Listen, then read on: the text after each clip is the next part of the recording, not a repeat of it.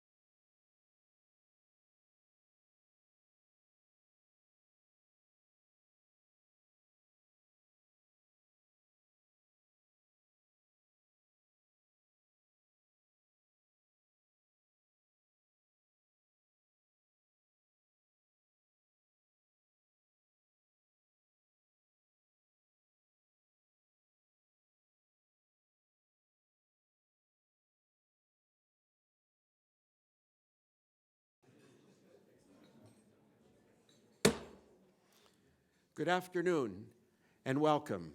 My name is Myron Belkine. I'm an adjunct professor at the George Washington University School of Media and Public Affairs, a former international bureau chief for the Associated Press, and the 107th president of the National Press Club. The National Press Club is the world's leading professional organization for journalists, committed to our profession's future through our programming with events such as this, while fostering a free press worldwide. For more information about the National Press Club, please visit our website at www.press.org. To donate to programs offered to the public through our National Press Club Journalism Institute, please visit www.press.org Institute. On behalf of our members worldwide, I'd like to welcome our speaker and those of you attending today's event. Our head table includes guests of our speaker as well as working journalists who are club members. If you hear applause in our audience, I note that members of the general public are attending, so it is not necessarily evidence of a lack of journalistic objectivity. I'd also like to welcome our C-SPAN and public radio audiences. You can follow the action on Twitter using the hashtag NPCLunch. After our guest speech concludes, we'll have a question and answer period. I will ask as many questions as time permits. Now it's time to introduce our head tables. I'd ask each of you to stand briefly as your name is announced. From your right, Mark Shantz, Senior Editor, Air Force Magazine. Ellen Mitchell, Associate Editor, Inside the Army. Rachel Oswald, reporter, Global Security Newswire. John Noonan, Deputy Communications Director, House Armed Services Committee, and a guest of the Speaker. Jonathan Salant, reporter, Bloomberg News, and a past president of the National Press Club. Patricia McKeon, wife of Chairman McKeon. Jerry Zaremski. Jerry Zaremski with the Buffalo News and chairman of the NPC Speakers Committee and a past president of the National Press Club. Skipping over the speaker for a moment, Pat Host, reporter, Defense Daily, and Speakers Committee member who organized today's event. Bob Simmons, staff director of the House Armed Services Committee and guest of the Speaker. Max Lederer, publisher of Stars and Stripes. Kevin Wensing, United States Navy, retired. John Donnelly, editor of CQ Roll Call's Executive Briefing Defense and chair of the National Press Club's Freedom of the Press Committee.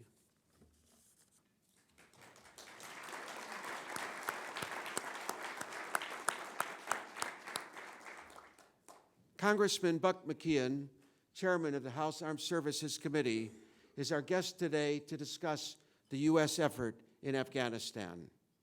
A recent Gallup poll says that for the first time in the nearly 13-year-old war, more Americans think the 2001 invasion was a mistake than think it was the right action. But McKeon says the United States' duties in Afghanistan are far from complete. He says President Obama has not disclosed his true plans for Afghanistan and has turned his focus elsewhere. He has also been critical of President Obama's role as commander-in-chief, saying that a president must better communicate with the troops and the public than Obama has. Chairman McKeon, a California Republican, has announced he will not seek a 12th term in Congress. He cited in part gridlock on Capitol Hill. During his 21 years in Congress, McKeon has been an advocate for increased spending for the Pentagon. At a recent Armed Services Committee meeting, McKeon said Defense Department budget pressures have hamstrung the military, forcing leaders to cut end strength, readiness, and capabilities when they can least afford it. Please join me in welcoming to the National Press Club Chairman Buck McKeon.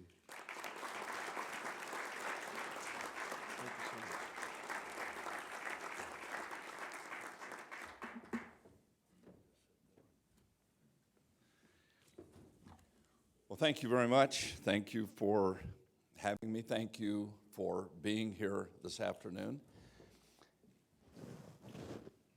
And I'm glad to have my wife here with me. She was introduced as my wife. She's also a mother of 6 and a grandmother of 30 and a great-grandmother of 1. Thank you for giving me the opportunity to say a few things today that I think need to be said, that I think are very important. For nearly 13 years now, the United States has been at war in Afghanistan. We're there because Afghanistan was used as a launch pad for attacks that killed Americans. We have a responsibility for the safety and security of our citizens. We have a responsibility, and we will not abandon that responsibility no matter how tough the fight is. If you read polls, you'll hear, as was said, that the American support for Afghanistan has dropped below 20%. If you listen to the news, you'll hear about a hopeless campaign to win the unwinnable. That's if you hear about it at all. Looking at those barometers, the American people know 2 things. They know that the war is going badly, and that they know that their neighbors oppose us being there. However, I'm sure you've heard it said, just because I know it doesn't make it so. Neither polls nor the press paint the full picture. They never tell the full story. That story is a hopeful one, not blindly so, but hopeful nonetheless. Traditionally, it's right and proper that these stories come from the commander-in-chief, but he's talked about Afghanistan only a handful of times during his presidency. And each time, President Obama has praised his run for the exits or pitied our wounded, instead of lauding the accomplishments of our troops and the importance of the mission that they were given to fight. So if the President of the United States won't give this speech, I will. In 2001, after the worst attack on U.S. soil since Pearl Harbor, the United States invaded Afghanistan. The very act of toppling the Taliban regime was both strategically and technologically astounding. In 3 months' time, America and her allies knocked down a regime 7,000 miles away in landlocked, mountainous terrain. We dropped soldiers into a combat zone with a brutal climate, with no support other than by air, and a tough determined enemy fighting on his home turf. We asked them to establish supply lines that any logistics officer would call impossible. We asked them to fight a war they hadn't been trained for in a land that had buried the most powerful empires in the world. But not only did they succeed, they kicked the Taliban down in 3 months. That's less than a semester to their college friends back at home. Then we asked them to do something even harder. Make no mistake, an insurgency is the hardest type of war a democracy can fight. Holding a new country steady with insurgents hiding among innocents can take years. It took the British 12 years to put down the Malayan communists. The insurgency in Northern Ireland took decades to resolve. Last week, I visited our Colombian friends who have fought a narco-insurgency since the 60s. They're finally nearing the finish line. These fights can be won, but they take time, patience, and treasure. And all those things usually come in short supply with voters. I won't sugarcoat it. The American people are sick and tired of this war. And it is their will, not the enemy's, that will determine Afghanistan's fate. It's the will of the American people that's the most important weapon in this fight, not million-dollar smart bombs or aircraft carriers. So here are the questions that we have to ask ourselves. Is Afghanistan less of a threat to the United States than it was 13 years ago? Is it a better place than it was 13 years ago? Is America safer than it was on September 10th, 2001? Take a good, hard look at what's actually happening out there, and each of those answers comes back a resounding yes. For the life of me, I can't figure out why the president hasn't taken credit for these victories. The gains since 2009 are threefold: strategic, diplomatic, and moral. Let's talk about strategy for a moment. Now, I think it was the height of foolishness to announce a surge and, in the very same breath, the end date for the surge. I think the idea of military strategy being done by White House staffers rather than military planners, as some reports have suggested, is worthy of a head examination. I think that when our generation's sharpest counterinsurgency mind, General Petraeus, asks for more troops, then give him more troops. But even though the way that this White House has run this war has been outrageous, with White House staffers telling four-star generals their business, there has been unmistakable progress. That progress has come on the backs of our troops. Specialist Ty Carter woke up one night to find his outpost being overrun by 300 enemy fighters. He not only stood his ground, he ran over 100 meters through enemy fire to save a wounded soldier. 100 meters, that's longer than a football field. And when he reached his friend, Ty shouldered him and carried him back. He carried him back through over 300 feet of grenades and bullets, a man slung on his shoulders. You know, here we think it's a big deal when somebody returns a pigskin 100 yards for a touchdown, when 11 men are trying to tackle him. Compare that. Sergeant Dakota Meyer was ambushed on patrol in southern Afghanistan. He learned that 4 Americans and Afghan soldiers were cut off. He joined with a fellow Marine and broke through the ambush, just the two of them, bringing his comrades back to safety and knocking down anyone who stood in their way. Janice Shinwari, an Afghan interpreter, was walking down the road with an American intelligence officer. When 2 Taliban fighters snuck up on them, Janice acted quickly. He killed the 2 Taliban before they could kill his American friend. The Taliban marked him for death, but Janice was luckier than most. He survived and was reunited with his American friend at Reagan National Airport last October as one of America's newest residents. It's a national disgrace. It's a national disgrace that a traitor like Edward Snowden is a household name, and Ty Carter, Dakota Meyer, and Janice Shinwari are not. Those men are the muscle and fiber of a strategy that is working. Those men did what some would consider impossible. Their story should be told and retold over and over again. Not just those heroes, but our troops as well. In 2009, coalition forces had lost entire sections of the map to a resurgent Taliban. Every day there were attacks. Populated areas had become spawning pools of enemy activity. The Taliban were back, a deadly enemy that would burn their entire country to the ground if it meant keeping a woman out of school. The Taliban came back, but so did our coalition.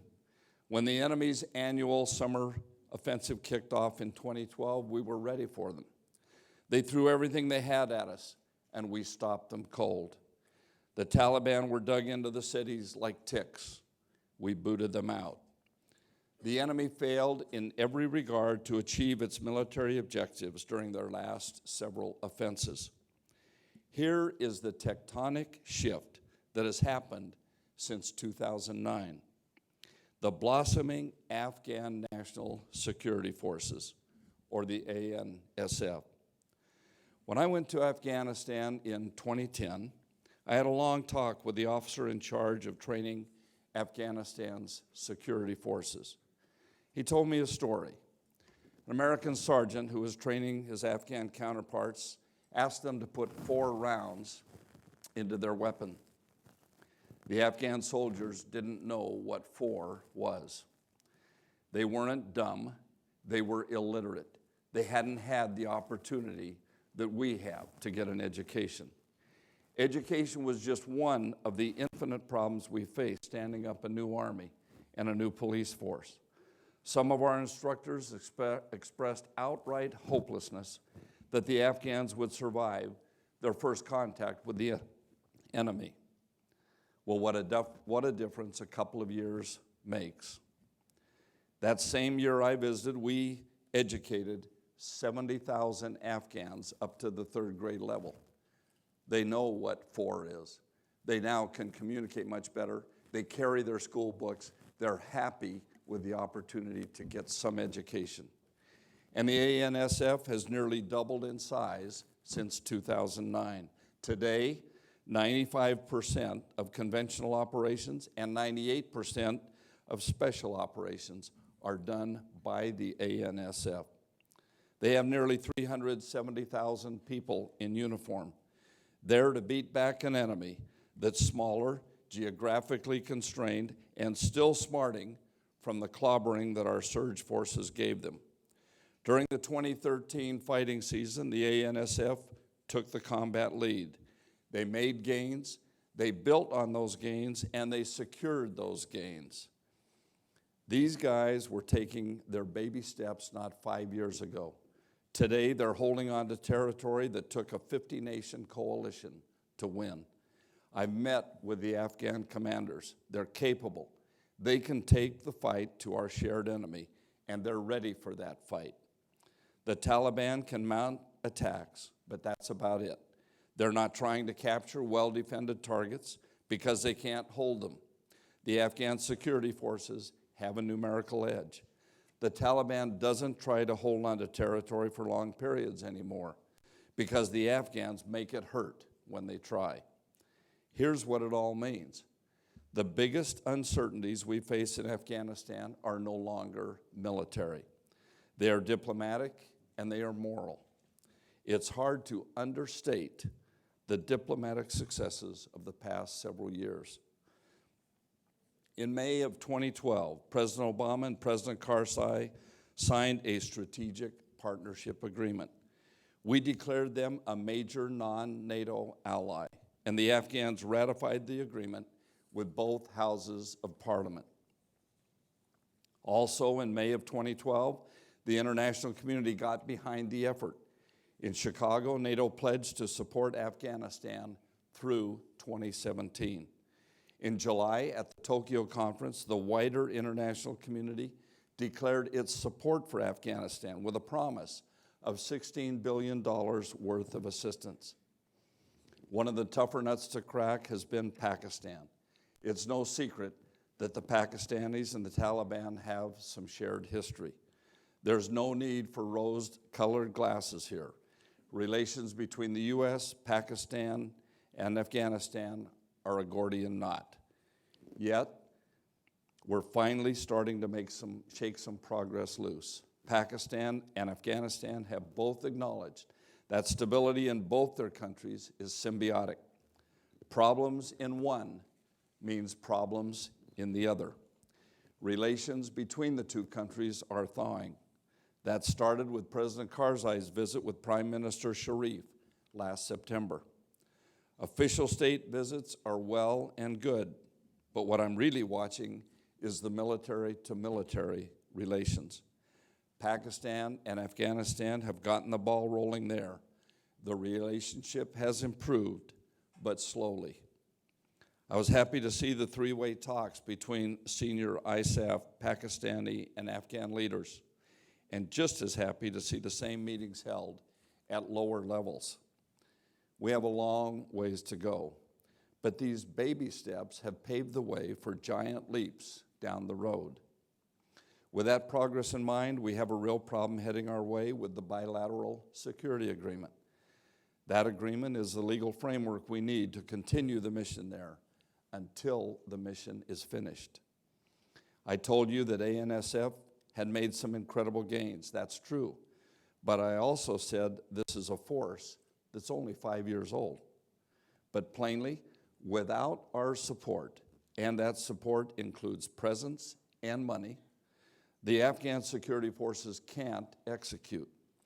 The remaining gaps aren't unreasonable for a 5-year-old force. They need help with logistics, with administration, pay and leave, with air support, with intelligence. But filling these gaps doesn't mean that America's sons and daughters will be stuck on the front lines forever. President Karzai has refused to sign the agreement that allows us to provide that support. That's a problem. The Afghan people have been amazing allies. President Karzai has not. But let's not pin our hopes on one man, especially one man who is packing his bags in a few months. The loyal Jirga, 2,500 leaders from all around the country, have overwhelmingly supported the BSA. Polls show that 70% of Afghans want us to stay. They haven't forgotten how quickly we left after the Soviet occupation and how that ended up. There's also an election coming up, and most of the presidential candidates support a long-term agreement with the United States. You don't need to look past Baghdad to see how quickly gains can unravel. We went into Afghanistan to do a job. Americans don't like starting things we don't intend to finish, no matter how hard it may be. Locking down that BSA is the last big diplomatic step towards getting that job done permanently. It's vital to keep the coalition going. I'm sure the lack of a BSA will be the subject of intense discussion at the NATO ministerials meeting this week. Finally, we owe it to ourselves to have a frank discussion about America's moral responsibility to Afghanistan. The Taliban are brutal. They are a cruel, barbaric horde, and their kind has no place in the 21st century. We abandoned Afghanistan to the Taliban once before, and both the United States and the people of Afghanistan paid the price. America leads the world. Leadership has responsibilities. There are times when democracies must take a look inward. There are times when we must come to terms with the burden of our values. Afghanistan is one of those moments. Do we step back and abandon Afghanistan to the wolves? Do we still have a moral responsibility to the people there? Does our humanity still compel us to help people who have known nothing but war for 4 decades? The American people are prudent people. They know we have problems here at home. They know we are buried under a mountain of debt. But they are also a compassionate people. We haven't just made strategic and diplomatic gains, but moral gains as well. It's worth asking, is there anything in Afghanistan that gives us hope? You're darn right there is.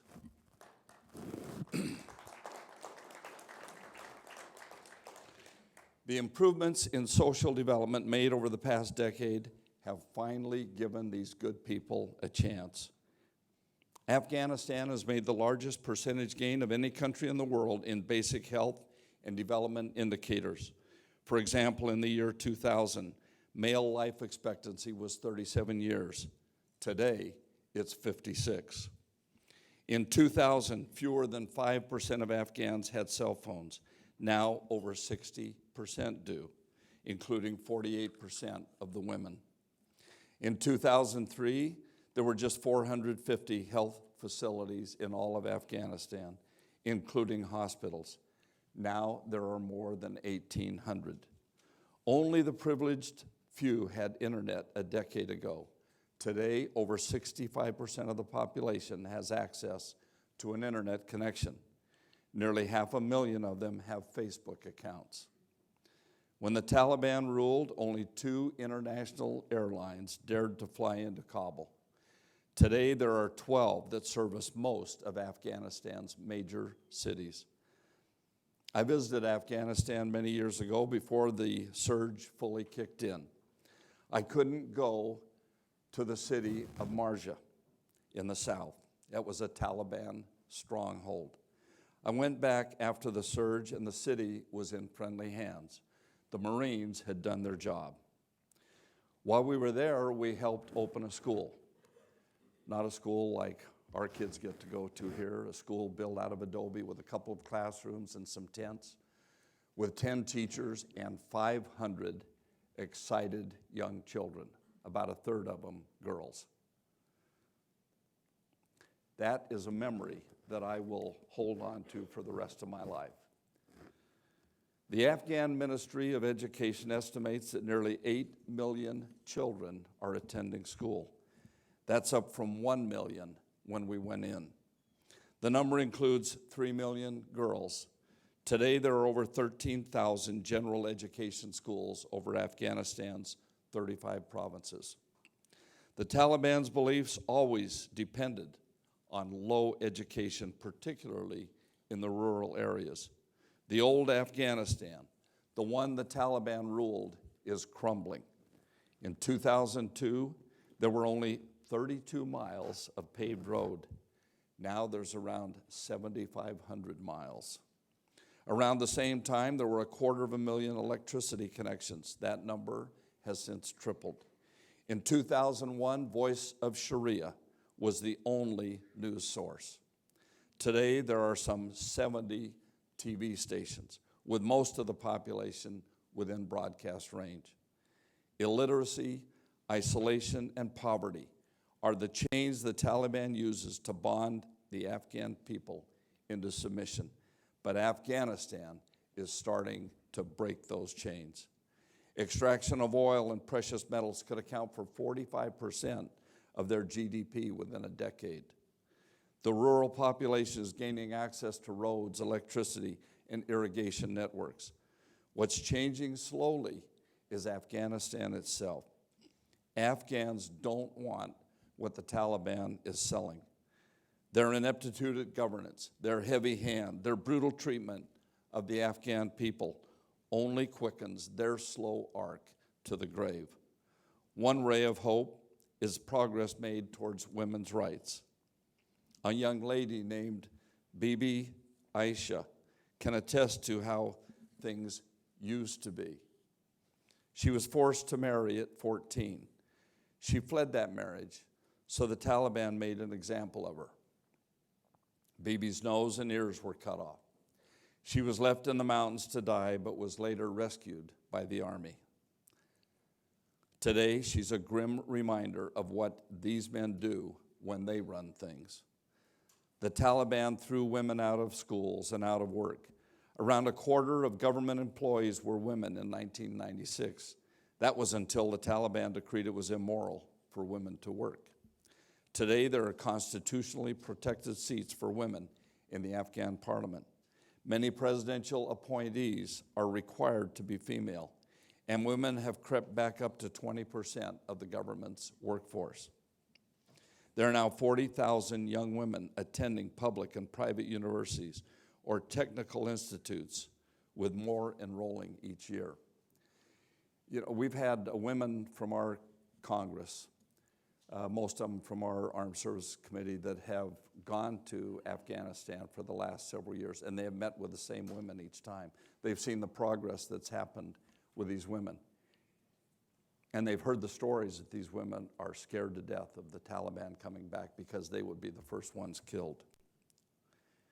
Now look, there are still huge cultural challenges here. Afghanistan is not going to turn into Sweden overnight. When I visited recently, General Dunford made a point that stuck with me. He said that it's essential, absolutely essential, that we make the Taliban carry the baggage of their history. You cannot bridge the gap between the Taliban and a civil society. That civil society is just now starting to bear fruit. The Taliban are running out of time. Mullah Omar used to say that the Americans have the clock, but he has the time.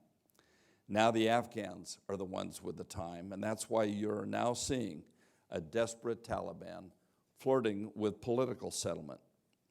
At some point, a decade of opportunity in Afghanistan is going to catch up with the Taliban. It will catch them, it will blow right past them, and the Taliban will be left in the dust. There is a moral charge here, and the American people have answered it. And we should be proud that we answered it. I don't want to sound like I'm just painting silver linings, especially when they are unwarranted. There's no question that Afghanistan is still a monumental challenge. But what I find astounding is that the president won't acknowledge these victories. I'm astounded he won't give this speech. Why on earth will he not take credit for his own strategy, for his own success stories? At whitehouse.gov/Iraq, you'll get an interactive timeline praising the end of the Iraq War. They eagerly take credit for leaving Iraq. You can ask the Iraqis how that's been going for them. In startling contrast, there's nothing special or even prominent about what our troops have achieved in Afghanistan, what the president once referred to as the good war. Go to whitehouse.gov/Afghanistan, and you'll find a photo of the presidential seal hanging on a vacant podium. It reads, "Sorry, the page you're looking for can't be found." Even the White House blog on their Afghan-Pakistan strategy hasn't been updated in a blue moon. Does the White House really think they can pretend a war isn't happening? At the beginning of the Obama presidency, less than 30% of Americans thought the Afghanistan war was a mistake. Just last week, and for the first time ever, Gallup found a majority of Americans now believe the war was in error. Counterinsurgencies have two fronts, the one out there and the one right here. The troops have held their line out there. The president has not held the line here. By letting the public support for the war erode, the president has cost himself political capital that could have been used to solve a number of points. There were even times when the president openly campaigned against his own strategy. He floated trial balloons about abandoning Afghanistan and sent his political operatives out to stoke fatigue and hopelessness. Our troops have sweat and bled to bring this fight to a finish. So has a multinational coalition. So have the Afghan people. Some have suffered, some have conquered, some have felt loss, some have felt victory, and some have beat incredible odds. It's not much to ask that every once in a while we hear about these accomplishments from our Commander-in-Chief. We deserve to hear about the steps forward. We deserve to hear and understand why we fight. I've spent 20 years in Congress. I understand that politics can affect judgment, but placing politics above duty is tragic. It is tragic and it is unforgivable. The American people and our armed forces deserve better. If the troops fight for the mission abroad, the president better fight for their mission here at home.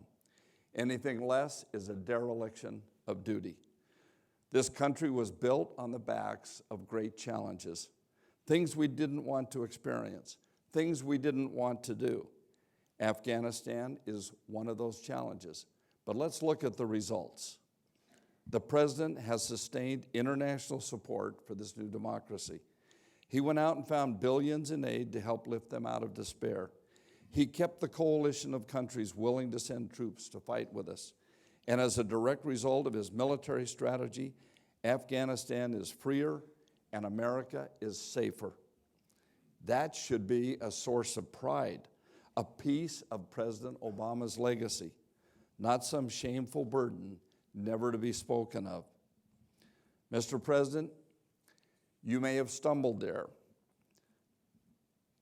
but a safe and secure Afghanistan is within our grasp. Don't let it slip away.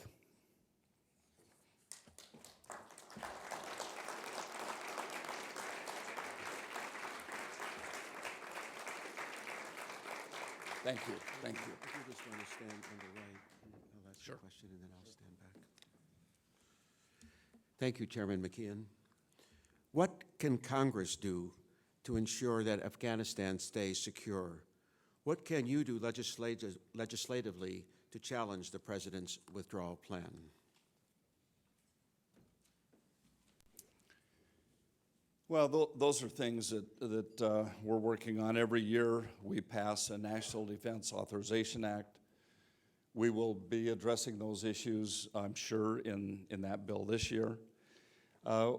We have the Secretary of Defense going to the NATO meeting this week. He's going without a number of commitment troops that we would leave behind to continue on the mission of training and supporting the Afghan troops. I think it would have been much better if the president had made the decision and given that number. I think I visit with a lot of our NATO allies. They've asked me, you know, where do we go from here? They've already made commitments. They need to have that number established. I think Congress can address that in our bill, and I think we can keep continuing to apply pressure. We want the same end. We want the same goal. We want a safe, secure, free Afghanistan. We're just kind of fighting over the strategies of how that happens, and we'll get there. Your speech doesn't advocate or describe a clear U.S. mission in Afghanistan post-2014. Do you call for a continued counterinsurgency mission, a larger U.S. military footprint, or a smaller force to do the kind of narrow missions envisioned by President Obama? Well, the president is the commander-in-chief, and it's up to him to make the final determination. But I have talked to General Dunford. There is a plan. There's a very clear plan. And all he's asking for is sufficient number of U.S. and NATO troops to remain behind to support in the areas that I mentioned in the speech, the intel, the logistics, and things that the Afghans are not yet able to do for themselves for the next couple of years, to provide those things so that when we leave, we don't do what happened in Iraq and leave the country to falter and have all of the problems that we see confronting them on a daily basis. So it's just a matter of a limited number of troops behind to support and to sustain that effort. And I think we have that all outlined, and General Dunford has that, and I know he's talked to the President about that, and we'll hope that is what we end up with. You mentioned White House staffers telling generals their business. Can you cite some examples that concern you? I said it has been reported or stated, and I'm reading a book that mentions that by Secretary Gates. I guess Secretary Gates is a good source, you would say? I wasn't in those meetings, but he was. Okay. Okay. I didn't know whether you wanted to elaborate with anything specific, but leave it stand at that, I guess. I think read the book. What do you feel the United States learned most about warfare and about how to employ the might of the U.S. military in the service of national objectives from well over a decade fighting in Afghanistan? You know, somebody asked me, I've been asked a few times, what have we gotten for our money? What have we gotten for what we've done? And we've made tremendous advancements in many different ways. We've learned how to fight a counterinsurgency fight. We've made terrific gains in saving our wounded warriors' lives. In wars before this one, many people would have died that are now living. And we've made great gains in making their lives more full and complete. The country is really rallied around our wounded warriors and their families and their loved ones. And I think in many different ways we've shown tremendous growth there in the medical field. Also, in intelligence gathering, in the ability to use drones to keep our people out of harm's way in many instances. We have drones in the air, we have them on the ground. They're able to discover and disable and dismantle IEDs. So a lot of things that have been very tough for us, we've made great gains in. And IEDs continue to be a problem around the world. It's a great source for terrorists, and what we've learned during this time has been very beneficial, and it helps us all around the world. You mentioned drones. The American reliance on battlefield drones has become highly controversial. What would you say to those who say that the cost in civilian casualties has been so high that the over-reliance on drones has harmed U.S. national security by turning civilian populations against us?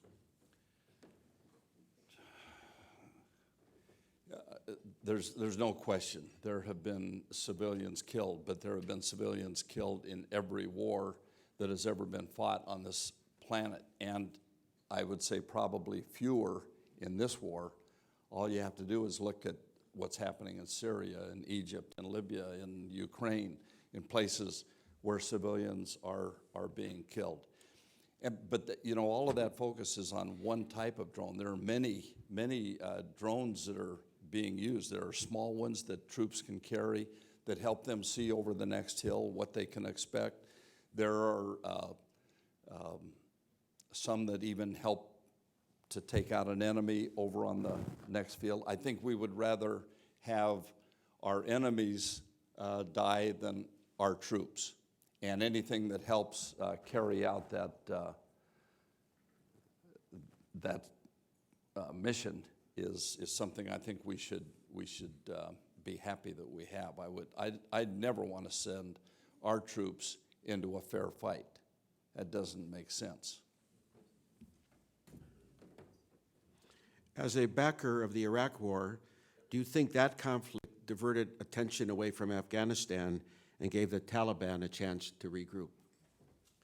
I think I think it probably did. It's very difficult to fight two wars at the same time. But I think another thing that Secretary Gates mentions in his book is we probably should not concentrate so much on the negative, but rather establish the fact we are where we are and what are we going to do about going forward. I think Iraq was felt to be an important mission by the president. We carried out that mission. I believe that we won the war and we have not done very well with the peace. I'm hopeful that we don't make the same mistakes in ending Iraq involvement that in Afghanistan that we made in Iraq. Why is it worth even one more U.S. service member dying in Afghanistan to stay there when we're working with a government that at times seems to be our enemy in fighting an insurgency that almost certainly won't be vanquished on the battlefield?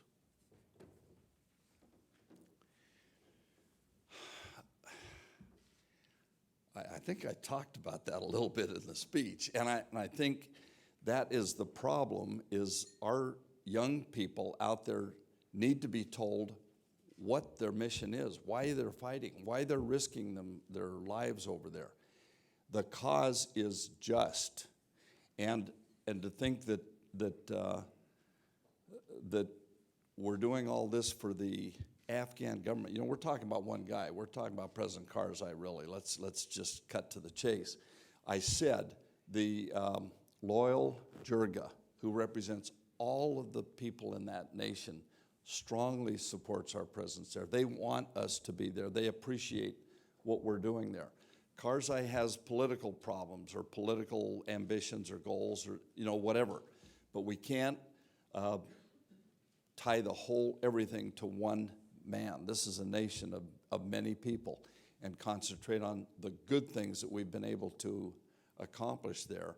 I don't want to see one person. I attended 3 funerals in 1 week, and I could tell you stories about each of those young men. And I'll just say one thing. Their families felt like what they were doing was worthwhile. If they heard some good things from our commander-in-chief, they'd feel a little better about the loss of their loved ones than never hearing anything about why we're there and what we're really there for. It's for our interest, in addition to the Afghan people. Remember, I said at the outset, that was the launch pad where they attacked us in New York on 9/11.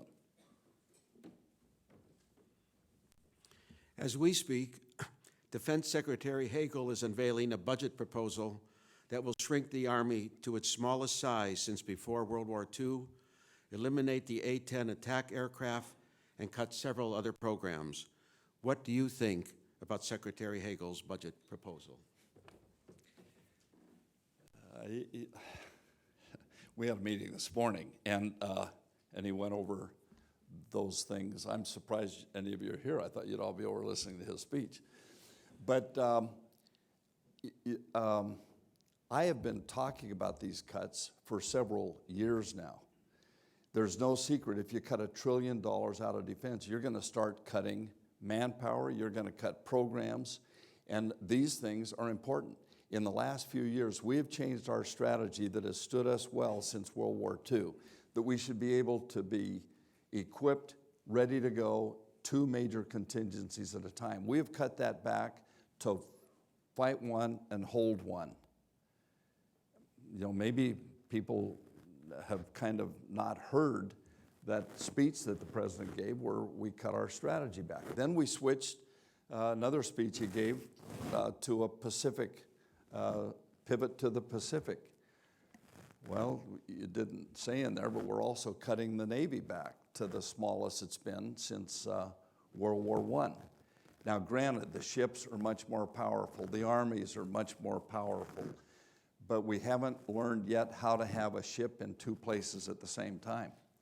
And when you cut from a 600-ship Navy that we had just a few years ago under President Reagan to one that is fast approaching 300 and 200, I really question that.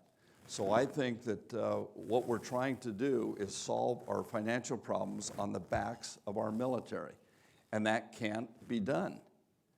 If it could be done, it shouldn't be done, but it can't be done. If we cut the whole military budget, if we cut the whole discretionary budget, just everything that we vote on annually as a Congress, eliminate all that, we would still be running a deficit of $500 billion a year. The real problem, I was going to say elephant in the, but I'll just say the big animal in the room, gorilla in the room, that everybody's avoiding is the mandatory spending. And unless we address that, we're just going to keep digging ourselves further and further in the hole. And that is the real problem. And we're trying to, like I say, solve it on the backs of our military. Can't be done.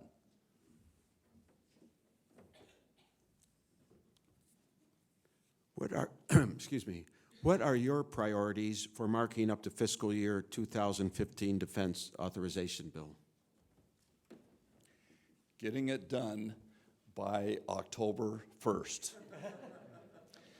That is my main, and you're going to hear, that's all I'm going to be talking about between now and October, because I'm really concerned, and I brought that up in the meeting this morning with the Big Eight and with the Secretary and General Dempsey.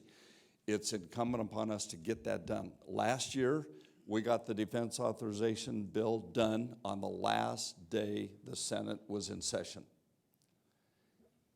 or we would have missed it. Now, we have passed that bill every year for 51 years, and some people think we have to do it for 52 years because we've done it for 51 years. No, we have to do it because there are certain authorities in there that help the military and our defense contractors do their jobs.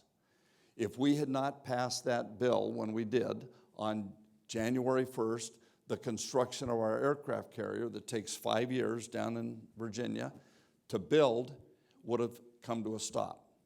That would have ended up putting a lot of people out of work, would have ended up costing us more money, and it's just not a way to do business. So it's very important that we get that bill done. We're on a timeline to finish our bill in the House through committee and on the floor early in June.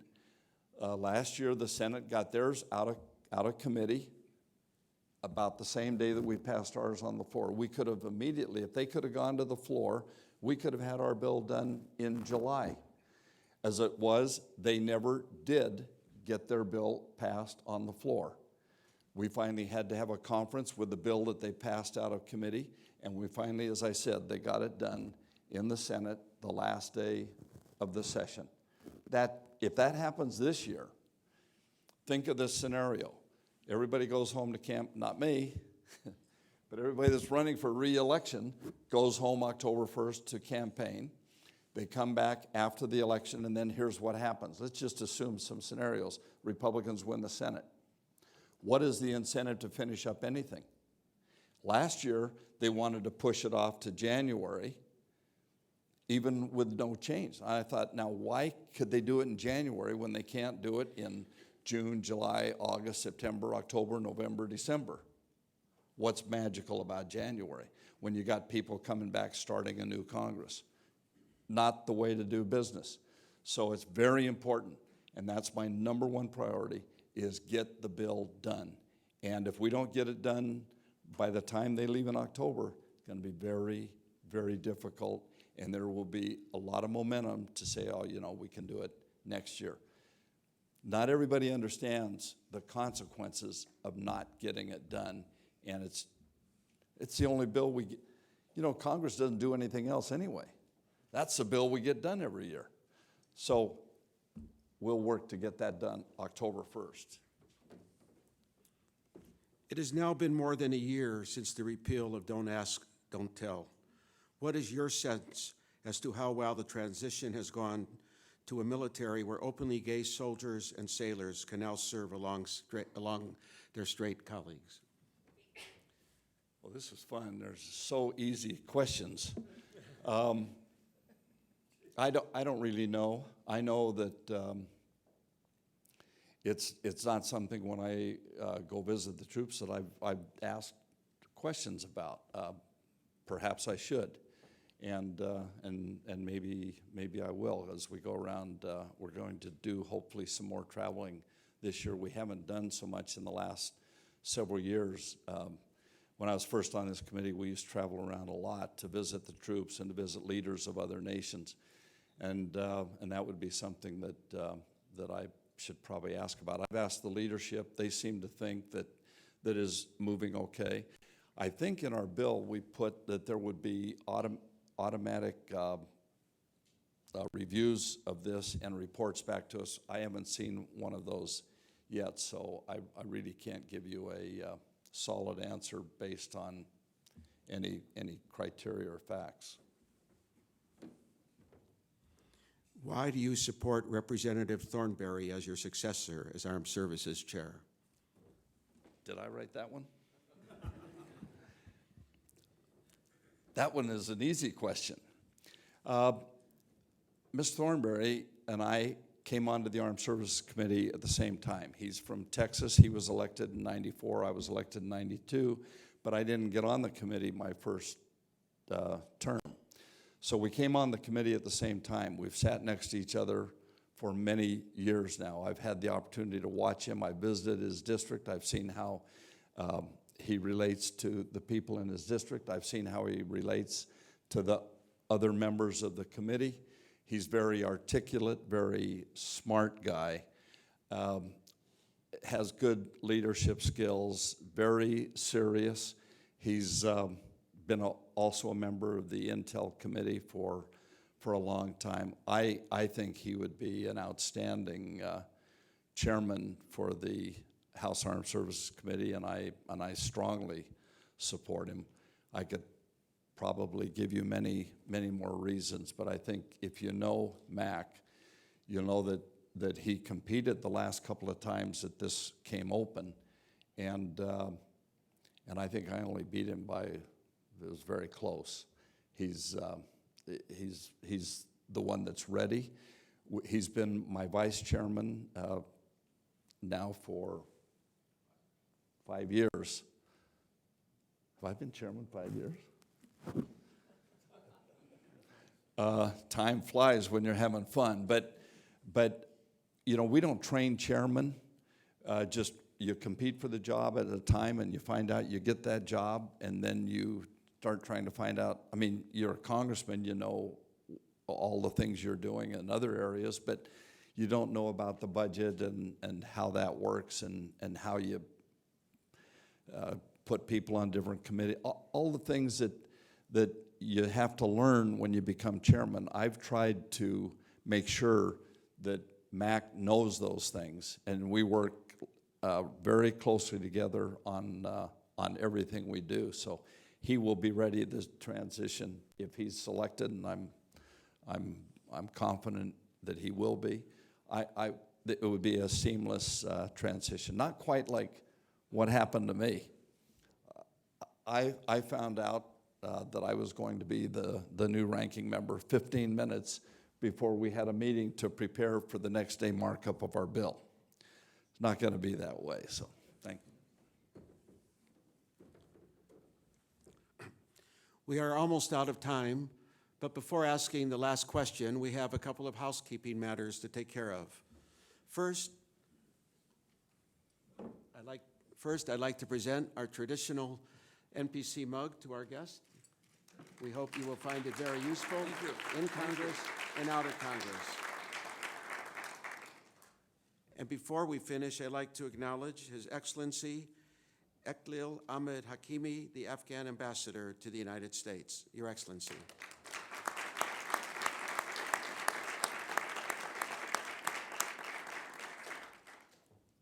Thank you for coming today. I'd also like to thank National Press Club staff, including its Journalism Institute and Broadcast Center, for organizing today's event.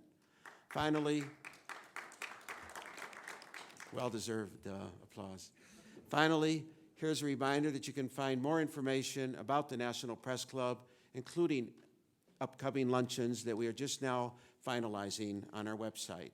Also, if you'd like to get a copy of today's program, please check out the website at www.press.org. And we have time for a final question. Chairman, you are leaving Congress at the end of the year.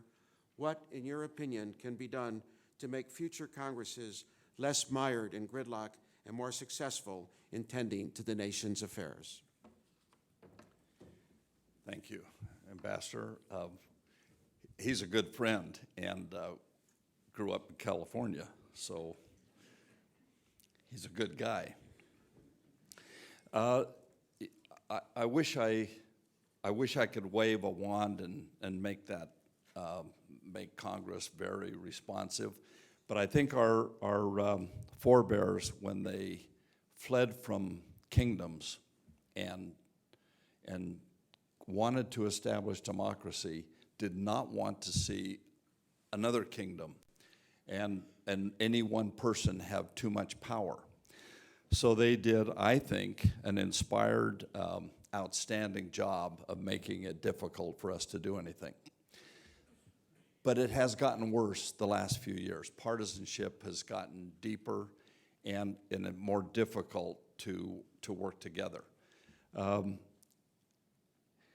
I think that campaign finance reform passed years ago that took basically kind of neutered the parties and gave the opportunity for outside groups to raise unlimited funds and to come in and play in the process has had a very drastic result, to the point where I was talking to a friend of mine, Democrat, who had lost his election in a primary. Most members now, he said, a Democrat can't work with a Republican anymore or they get taken out in the primary. And the same thing happens on the Republican side.